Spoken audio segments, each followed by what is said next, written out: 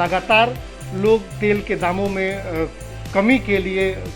सुझाव दे रहे हैं, मांग कर रहे हैं। बावजूद इसके सरकार का ध्यान इस ओर नहीं है। अभी हमारे साथ हैं रिठाला विधानसभा से आम आदमी पार्टी के प्रवक्ता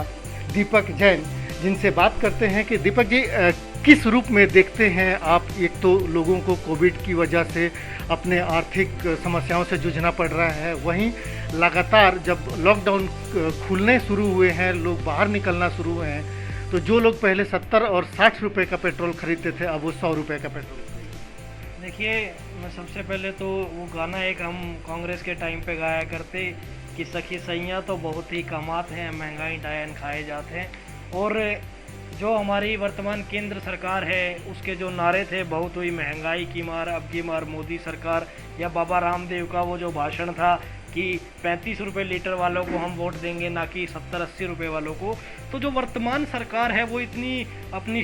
चरम सीमाएं बेशर्मी की पार कर चुकी है कि ऐसे नारे देकर जो सत्ता में आए, आज वो पिछली सरकारों से भी ज़्यादा, मुझे नहीं लगा, जितना मेरी जानकारी है कि 100 रुपये लीटर, 107 रुपये लीटर तेल कभी कांग्रेस के टाइम भी इस देश में गया। और ऊपर से जो सरकार के मंत्री हैं वो जो कहते हैं कि तेल के दाम घटाना या बढ़ाना तो हमारे अधिकार क्षेत्र में नहीं है। अब रही बात पिछले 2 साल से, आप देख रहे हैं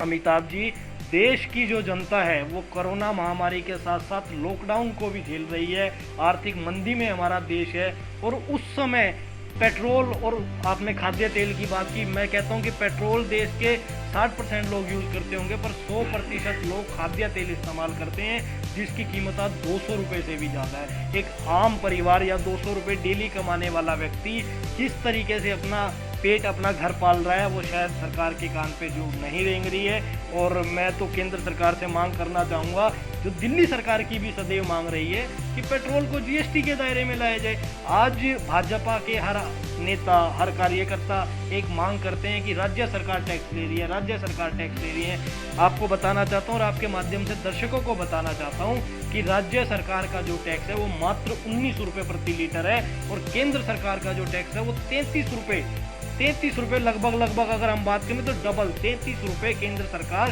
प्रति लीटर पेट्रोल पर अपना टैक्स लेती है। और हमारी मांग रही है, प्रधानमंत्री जी ने बहुत बड़ा जश्न मनाया, पूरे संसद को सजाया कि हम जीएसटी ले आए, अब सर्विस टैक्स एक हो जाएगा। तो पेट्रोल जैसी चीज़ जो आम आदमी को प्रतिदिन चाहिए अपने लिए, उसको जीएसटी के दायरे में क्यों नहीं लाया जाता? आज अगर हम देखें तो दिल्ली देश की राजधानी होने के साथ साथ एक यूनिटेड टेरिटरी है, यहाँ टैक्स के सोर्सेज पहले ही कम है, उसके बाद भी माननीय मुख्यमंत्री जी ने देश के और दिल्ली के लोगों की आर्थिक स्थिति को देखते हुए पेट्रोल में 9 रुपये भी 3 महीने पहले कम किए, 9 रुपये प्रति लीटर। और वहीं केंद्र सरकार दूसरी तरफ 33 रुपये टैक्स ले रही है। मैं तो मांग करूंगा आपके माध्यम से कि जल्द से जल्द केंद्र सरकार को पेट्रोल को जीएसटी के दायरे में लाना चाहिए, और अभी जो वो 33 रुपये वैट उस पर ले रही है, उसको कम से कम आधा करके एक फौरन राहत जनता को दे देनी चाहिए। तब ये एक लाया गया था, मार्केट खोला गया था कि पूरे अंतर्राष्ट्रीय स्तर पे जो मार्केट में पेट्रोल के दाम होंगे, जो उपभोक्ता होगा उसी के हिसाब से उसमें वो उसको पे करेगा। लेकिन अब जबकि सरकार दबाव में है, या सरकार की उसकी जो इच्छा है उसको देखते हुए वो अपनी एक कमाई का जरिया पेट्रोल को बना रही है, अपने एक आर्थिक संसाधन जुटाने का जरिया सिर्फ पेट्रोल और डीजल को बना रही है। देखिए, जैसा कि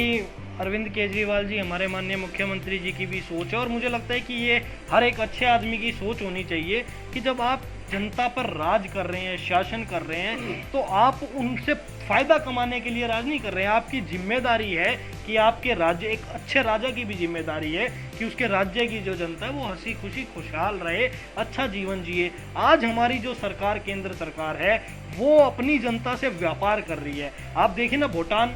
हमसे कहाँ है, भारत से कितना नीचे है वो देश। नेपाल देखिए, पाकिस्तान देखिए, वहाँ जो रेट है वहाँ कम है। वहाँ की सरकारें अपनी जनता से जो वैट है पेट्रोल पे वो बहुत कम ले रही है, और हमारी सरकार, भारत एक विकासशील देश है, कुछ सालों में भगवान करे विकसित देश भी हो जाए। वहाँ की सरकारें अपनी जनता से एक, मुझे लग रहा है, व्यापार कर रही हैं, और अगर वो ऐसी उनकी सोच है तो मुझे लगता है वो बहुत गलत है। कि मेरी फिर से मांग है कि पेट्रोल को जल्द से जल्द जीएसटी में लाया जाए, और फौरन राहत के लिए इसका वेलकम किया जाए। अच्छा, विभिन्न मुद्दों को लेकर के आम आदमी पार्टी इस बात के लिए जानी जाती रही है कि वो अपने मुद्दों को लेकर के बहुत हमलावर होती है और तेज होती है अपनी मांग को मनवाने के लिए, वो चाहे किसी भी स्तर पर हो। क्या आपको नहीं लगता है कि पेट्रोल और डीजल के दाम, चाहे खाद्य तेलों की जो दाम है जिस तरीके से बढ़ रहे हैं, उसको लेकर के आम आदमी पार्टी को एक बार फिर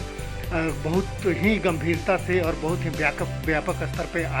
आगे आने की ज़रूरत है या आना चाहिए, और इसके लिए आप लोग क्या सोचते? देखिए अभिजीत जी, किसी भी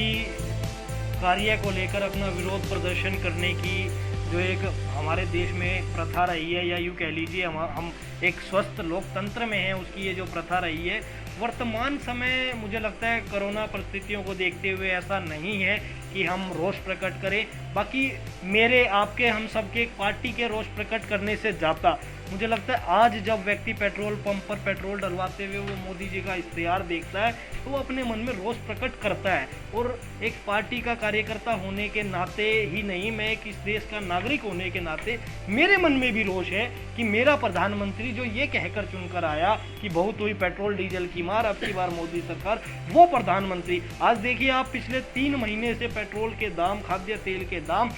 चरम सीमा पर, और प्रधानमंत्री जी ने एक शब्द उनके लिए कहा। अभी बंगाल के चुनाव थे, प्रधानमंत्री जी बिजी थे, बंगाल के तुरंत चुनाव के बाद 5 राज्यों के चुनाव होने, प्रधानमंत्री जी ने बैठकें शुरू कर दी। एक बैठक या एक उनके मंत्री का वक्तव्य आया, टीवी पे आया, उन्होंने ये, वो हर चीज़ में कहते हैं कि मैं तो जनता का सहयोग मांगता हूँ। आज प्रधानमंत्री जी क्यों टीवी पर आकर ये नहीं कहते कि मेरी जनता दुखी है पेट्रोल डीजल के दाम से, मैं 33 रुपये डीजल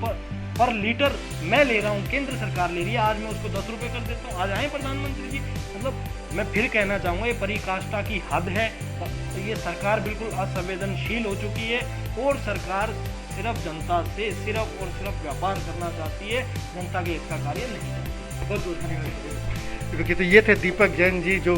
जिनका कहना है कि सरकार सिर्फ जनता से व्यापार करना जानती है, सिर्फ व्यापार कर रही है, आय का साधन बना रही है, जबकि एक सरकार को जन कल्याणकारी कार्यों की ओर आगे बढ़ना चाहिए।